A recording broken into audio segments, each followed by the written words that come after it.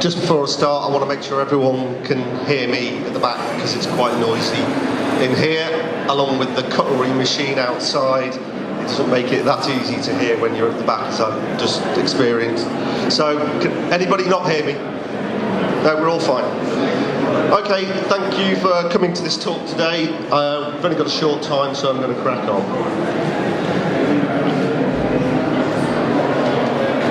My name's Martin Lewis. I'm the Microbiological Technical Services Manager at SAL. And today I'm going to be talking about rapid testing of bacterial pathogens.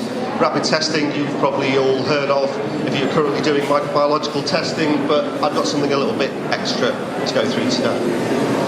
So, just want to give you a brief history of SAL if you've not heard of SAL before. It was originally established in 1990, and we have 5 laboratories in Northern Ireland, Manchester, Glasgow, Cambridge and Essex. The core business is comprehensive laboratory testing in feed, environment, food, petrochemical, and a lot of bespoke testing services as well. If anybody does want more information about our other testing services, I do have some leaflets here at the front. In 2014, SAL, as well as 4 other businesses, were acquired by Epistone Group, and we are now part of the Concept Life Sciences Group. If anybody wants more information on Concept Life Sciences and the other services within the group outside of routine testing for microbiology and chemical testing, there's a lot of toxicology and pharmaceutical testing within Concept Life Sciences portfolio. You can see it's our stand, which is just directly across here in number 108. We have our unique reputation, which is we have a customer-focused and reliable service. You probably hear that from most people who are service providers in the testing service, but we pride ourselves on our technical ability and how we interact and support the customer. We also provide consultancy, which is not normally done within the testing sphere in the food industry anymore from the laboratories, and we have great data management facilities for you to review and look at your results, trend results, and assistance given on training of those systems as well. It is not just about here's the system, go away and use it. So, want to start with what I'm really here to talk about, which is our new testing services from our site in Moy in Dungannon, where the site at the moment provides microbiological and milk testing. It has on the standard SAL online data management system, but it has recently accredited phage-based technology for detection methods, which includes Salmonella, Listeria and E. coli 0157. Initially you say, so what? Lots of other laboratories do that already, what's different? Well, first of all, I'm going to talk about the traditional methods you may have had tested for you, which is the ISO traditional method, ELISA-based methods, and even PCR methods, which are now coming into the sphere. ISO traditional methods, its main limitation, though very, very accurate, very sensitive, it is slow because it has a 5-day turnaround for a negative result. ELISA-based methods, 2-day turnaround, but sometimes you can get a lot of presumptives from these from non-specific binding, so therefore you get a lot of stresses within your business because you will get a lot of presumptives which then turn out to be not detected. PCR-based methods, you can get a result within a day, but the main problem with PCR-based methods is normally cost. They are expensive, and there's a limited number of samples which a lab can put through in a day. So we've had a look at a different technology which is based on bacteriophage. So I just want to quickly give you an overview of what a bacteriophage is if you don't know. So phage is short for bacteriophage, which comes from bacteria and the Greek phagein, to eat. So a phage is a virus which specifically infects a bacteria. So the same relationship between viruses and us. Bacteria have their own viruses which are specific to them. These bacteriophages have co-evolved with their host, so therefore there's a very close relationship between them, a very close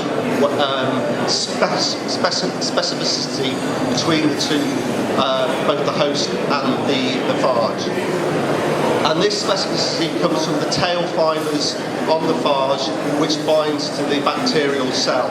And this development is over many, many, many years of evolution. So therefore, the sensitivity there is very, very, very high. So the proper function of these proteins underlies the high selective pressure, which is indispensable for phages survival. So basically, there is the environmental evolutionary pressure. The phage has to become better and better at this in order for it to survive. So these tail fibres is what is used in this test method in order to detect the bacteria. Where historically, on a ELISA-based method, you would have an antigen-antibody detection. This is using the binding of the tail fibres directly to the enriched bacterial culture.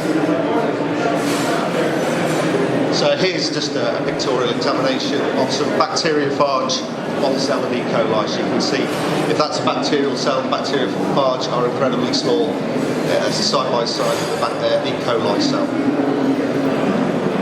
So I'm going to run through a method. I'm going to run through the Salmonella 1 for ease. So basically, as normal, you take a 25 gram, or if you have a requirement, it can be up to 375 grams, and a 1 in 10 dilution is made. This is then mixed with 225 ml of Buffer Pepto water, the equivalent volume if your weight's higher, and a very specific supplement is added to that, and it's incubated for 18 to 24 hours at 41.5 plus or minus 1 degree. For E. coli 157 and Listeria, it's the same process, but just with slightly different enrichment broths and temperatures. Once that broth has been in the incubator for the specified time, an aliquot is taken and it is heat treated, and then it is run on a specific strip to find if there's any of the target organism due to the binding of the phage tail fibres. I can't go into more detail of the technology because the technology behind it is owned by the company that supplies these kits. But basically within less than an hour you will have on that next day a result which will tell you it's not detected or a presumptive which needs confirmation. Normally, on most rapid detection methods, you'd have a secondary enrichment, but in this you don't need to because of the specificity and the increased temperature on the Salmonella test. So from that, if you need confirmation, you isolate it and you perform traditional confirmations. But the confirmation step itself is a day quicker because the Afnor validation has included the ability, if you've got pure single colonies, to take it off this plate without need for further isolation on a non-selective agar. So even on the confirmation Salmonella, there's a saving of a day. So here's the specific details. So Salmonella, you can have a reliable and accurate Salmonella result within 19 to 24 hours. A reliable and accurate result for Listeria in 26 to 30. So this is slightly over a day. So if you decide to get your samples into a laboratory late in the day, it's not going to be next day because it is the minimum of 26 hours. And E. coli 157 results 16 to 24. So that is for a not detected or a presumptive result you will get within those time frames. These methods are Afnor and AOAC approved. The methods are already on the approved list of methods for Marks and Spencer's, and the need for TLAS, if anybody requires TLAS accreditation for their testing, there's not going to be any major boundaries to getting the method approved because it's a slightly different system. So what's the overall advantage? Early product release. Therefore improved storage management, consequence of not having to store as much if you are having to positive release. Internal and external customers inform more rapidly, particularly logistics. They're always biting down people's neck to get things out more quickly. More efficient corrective action plans in relation to CIP if you've got any positive results. It is also more cost effective than doing PCR testing. PCR testing is expensive compared to routine micro, and this falls well below the routine testing for PCR. PCR also has some limitations, which is you need highly technical staff in order to do it accurately. There are some PCR test kits out there which are sold as effectively PCR for dummies, which, in my opinion, they do require the technical ability and skill in order to get you an accurate result and not get potential cross-contamination issues. So overall, this methodology, from our opinion, when we've been looking over this for the past 2.5 years, is going to give us a result that's going to be quick and cost effective for the customer. It is also going to be accurate and reliable. The technology which the technicians use in the laboratory is incredibly robust.